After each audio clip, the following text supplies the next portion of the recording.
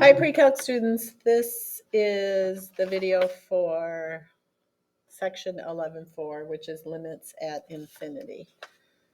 So this is looking at horizontal asymptotes, which is a bit of a review, but we are just going to now talk about horizontal asymptotes using a limit. So we're evaluating limits of functions at infinity. So this is kind of an intro of what we're doing and where we're headed. So chose the graph of a function. This is the function. So remember, you can't have your denominator being 0, or if you figure out what would make your denominator 0, it would be when x is 0. And you can see at 0, we have a vertical asymptote. We also have a horizontal asymptote. So if you remember earlier in the year, we talked about looking at the degrees. So we had same over same if the degrees were the same. We had big over small and small over big, and we used that to determine where our horizontal asymptote was. So for this one, it's same over same. So when the degrees were the same, we said the horizontal asymptote was at the coefficients, which in this case would be 1/2. So we said we would have a horizontal asymptote at y equals 1/2. And you can see that's your horizontal asymptote right there. So that is not new. Now, the new part is how we express that. So when you think about horizontal asymptotes, they are what is happening at the ends of the graph. So all the way to the right or all the way to the left. So all the way to the right, we call as x approaches positive infinity. So that's saying, okay, as x approaches positive infinity, I'm way over here on my graph. Where is my graph headed? My graph is headed toward that horizontal asymptote. So I say when x gets really, really big in the positive direction, my graph heads toward that line, y equals 1/2. As we approach negative infinity, we're saying when x gets really, really small in the negative direction, where is my graph headed? My graph is headed toward that same line, y equals 1/2. So this is no different than finding the horizontal asymptote. We're just expressing it as a limit. All right, let's look at some more definitions. I believe this is in your printed note packet. So that kind of just states what I just said in a definition. So it says if the function has this limit and this limit, and they're real numbers, so does not exist, not infinity, they're actual real numbers, then the statement, the limit as x approaches negative infinity of the function equals limit 1. So they're saying this would be your horizontal asymptote on the left side. And on the right side, this would be your horizontal asymptote. Now, often these are the same because you have one horizontal asymptote. So it says, the statement is read, the limit of f of x as x approaches negative infinity is L of 1. So that's how you would read that.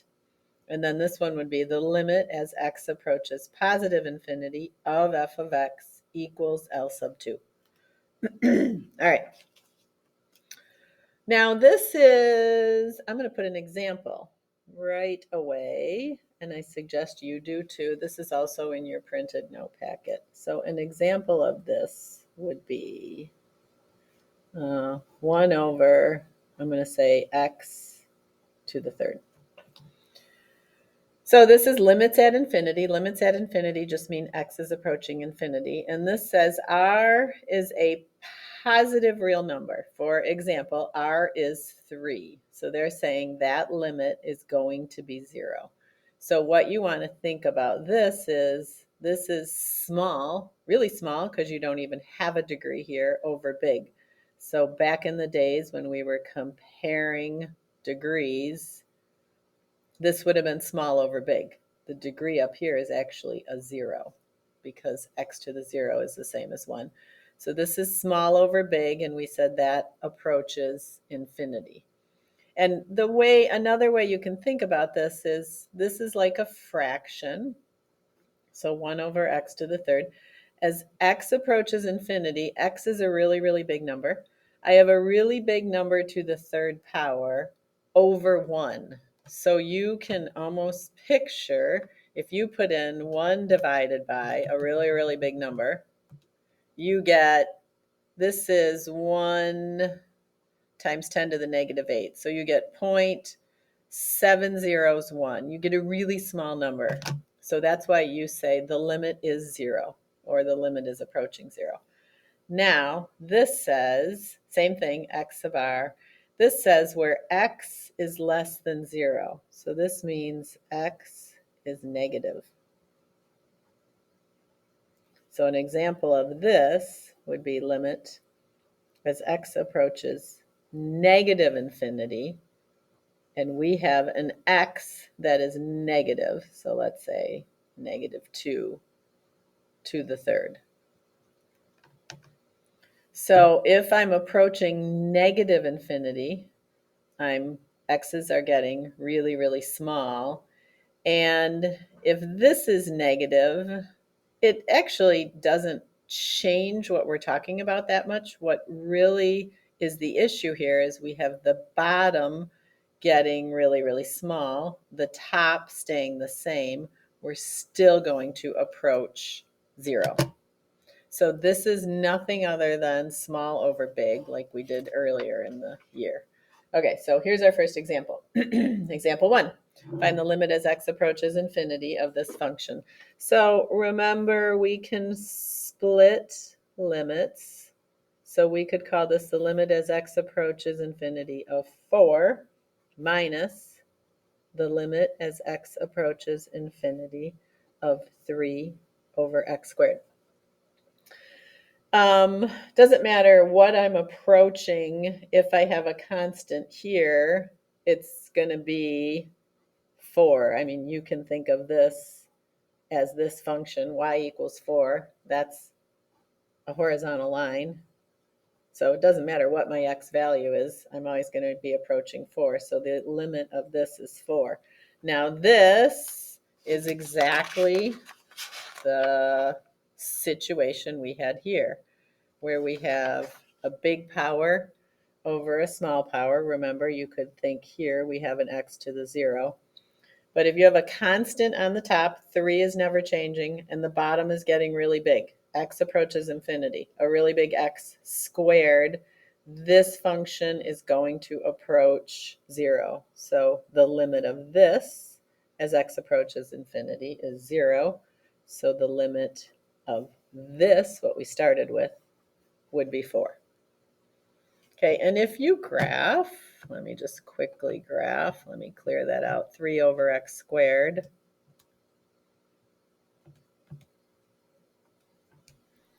Oh, my window's messed up. Let me fix my window. Zoom. Standard.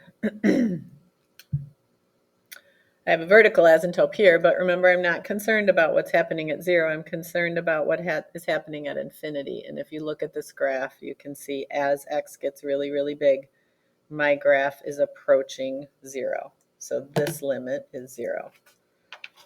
Okay, that's just the work for it. Okay, this one is your turn. So I suggest you pause the video and try this one. Okay, I'm going to assume you paused the video and tried this. I just want to point out that this constant, I can actually take that in front, and I can write this as 1 over x squared. It's not necessary, but then I can clearly see that I would have 2. The limit of 1 over x squared is going to be 0. So this whole limit will be 0. Now, I don't need to do this, just wanted to point it out, because here, if you have a constant on the top and the bottom is approaching and is getting really, really big, infinity squared is getting really, really big, I'm still going to approach 0.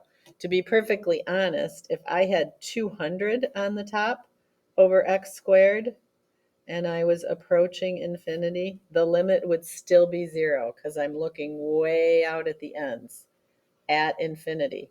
So any constant here, when x is infinite, is going to be inconsequential. The bottom is still going to be growing bigger. This is all of what we did earlier in the semester with big over small and small over big, kind of written in maybe sort of a confusing way. So this is, remember, an example might have looked like this. 2x to the third. I could even have other stuff here and maybe x to the fourth. So we had a fraction. And then in this case, we would say the degree on the bottom is bigger than the degree on the top. So the bottom is growing faster. So this would approach 0. So they're saying, okay, you have a fraction here. This is just polynomial functions. So that n is your degree. And this m is your degree. So here they're saying the limit as x gets really, really big or really, really small, they're saying if n is less than m, so that would be the degree on the top is less than the degree on the bottom, your limit is going to approach 0. This is saying, so this is degree on the top, this would be small over big. This is saying if the degrees are the same, so this is same over same, you're approaching the coefficient, COEFF.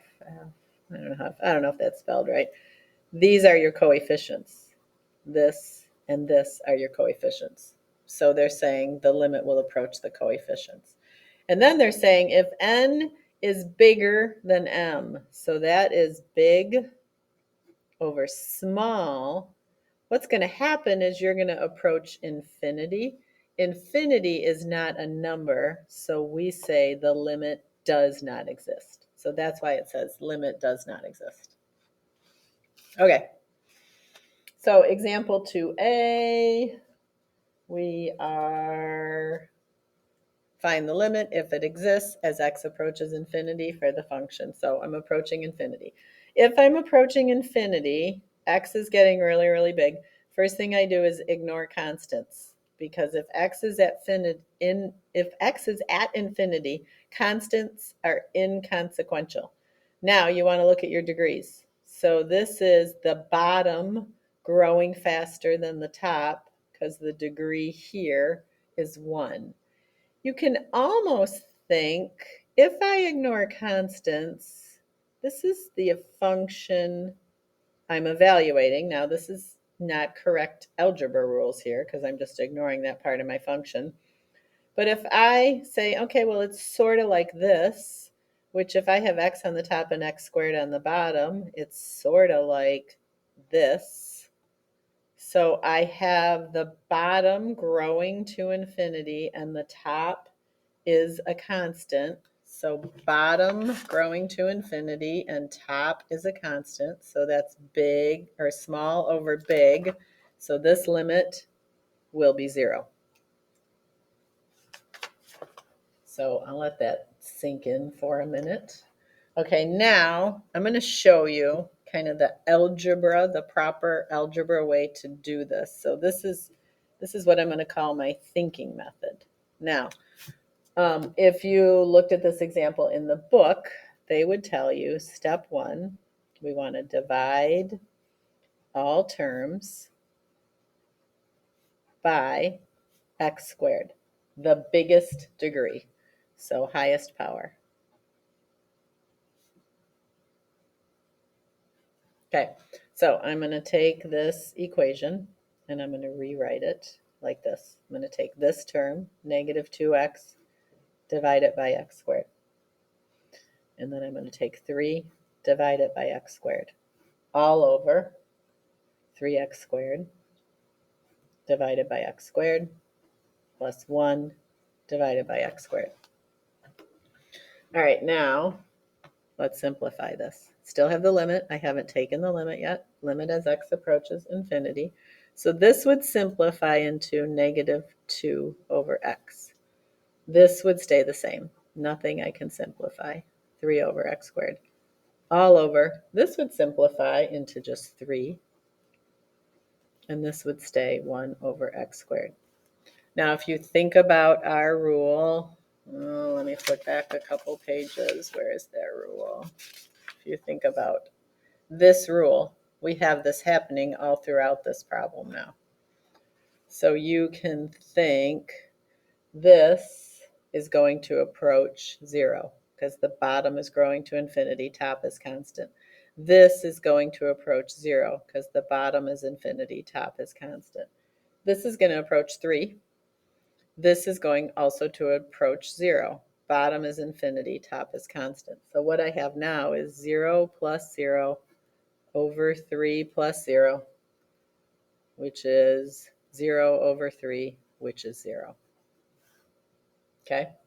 Now, you don't have to show all this work. This is kind of algebra explanation of why the thinking process we did up here worked, or why our small over big is correct. All right, 2b, so this is similar. So I'll do it kind of the algebra way first, and then maybe in the meantime, well, you should pause the video and copy this, but you can think using the same over same or big over small what this limit would be. So I'm going to divide everything by an x squared. So I'm going to have a limit as x approaches infinity of negative 2x squared divided by x squared plus 3 divided by x squared all over 3x squared divided by x squared plus 1 over x squared. Okay, now I'm going to simplify that. Haven't taken the limit yet, so I'm still writing the limit as x approaches infinity. This is going to become negative 2. This is going to stay. Nothing I can simplify there. This, x squared divided by x squared is 1, so that's going to become 3. And this is going to stay. Nothing to simplify there. Now let's think about what's happening as the limit approaches infinity, as x approaches infinity. Well, negative 2 is going to stay. Here, constant on the top, bottom getting really big, that limit will be 0. All over 3, that's going to stay 3. Here, constant on the top, bottom getting really big, limit approaches 0. So this is all equal to negative 2/3. Now go back. Without doing all this, take a look at this again. I'm going to infinity, so ignore constants. Same over same. You can think I'm ignoring the x squareds and the x squareds here, and I'm approaching the coefficients, which is what we have right here. And remember, that's just the same as what we did earlier. We would have a horizontal asymptote at negative 2/3. I believe I actually graphed this one to show you. I think this is that problem. So you can see this right here, down here, as x gets really big, I'm approaching this line on the right. This is negative 2/3 and negative 2/3 on the left. So you can always graph these also to get a picture in your head of if you are appropriate. All right, 2c. I'm actually not going to do this one the long way. If I were going to do it the long way, I would divide every term by x to the third, the highest degree. But let's do kind of our thinking our way through it. I'm approaching infinity, so I'm going to ignore constants. And then I want to look at my degrees. So what I have is a larger degree or a higher degree on the top and a smaller degree on the bottom. So these, trying to go back, that's this situation right here, big over small. What we're approaching is infinity, and we're going to call that limit does not exist. Now, if you graphed this, I'm just going to graph negative 2x to the third over 3x squared. I'm going to do it on Desmos here so you can see it. So negative 2x to the third divided by 3x squared. And you can see actually this is a line. Did I do that right? Yes. X to the third x squared. So as x gets really, really big in the positive direction, this is going down. So I'm approaching negative infinity here. Over here, I'm approaching positive infinity.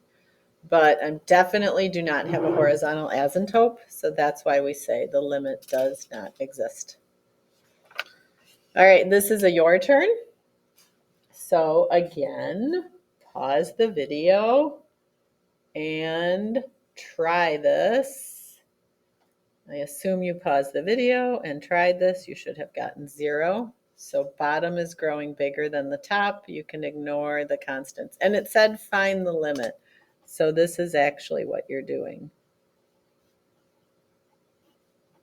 They didn't write the limit, but they told you to find the limit. Okay. This is kind of a word problem using the same concept. So they say you are manufacturing greeting cards that cost 50 cents per card to produce. This is in your note packet, by the way.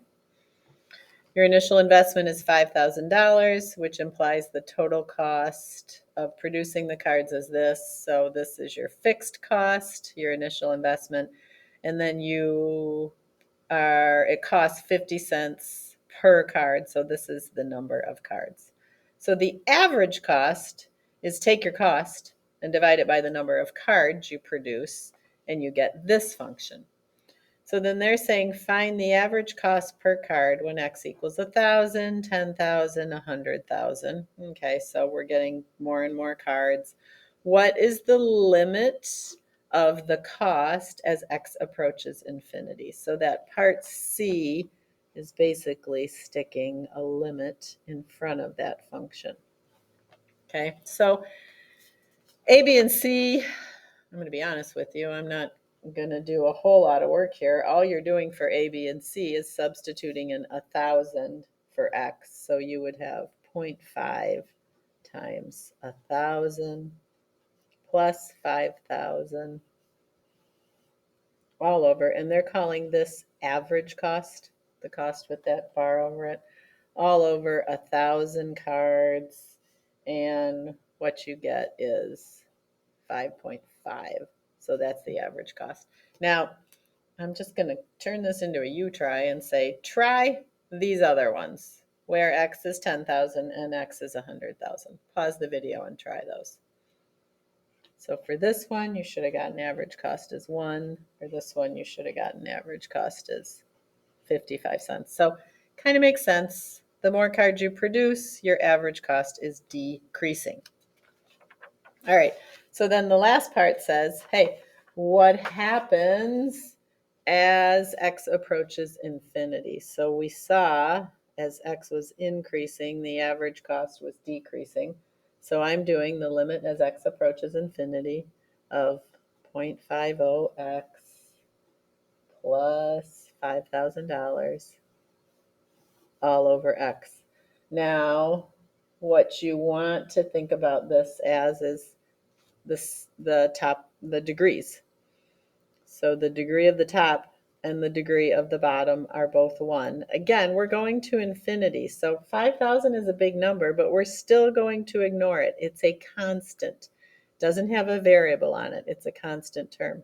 So what I have happening here is same over same. So this limit is 50 cents. So you might have been thinking, if you look back at here, oh, the more cards I make, my cost goes down. My cost is, if I make an infinite number of cards, my fixed or my average cost is going to be 0. Well, that's not realistic. You're going to have some cost.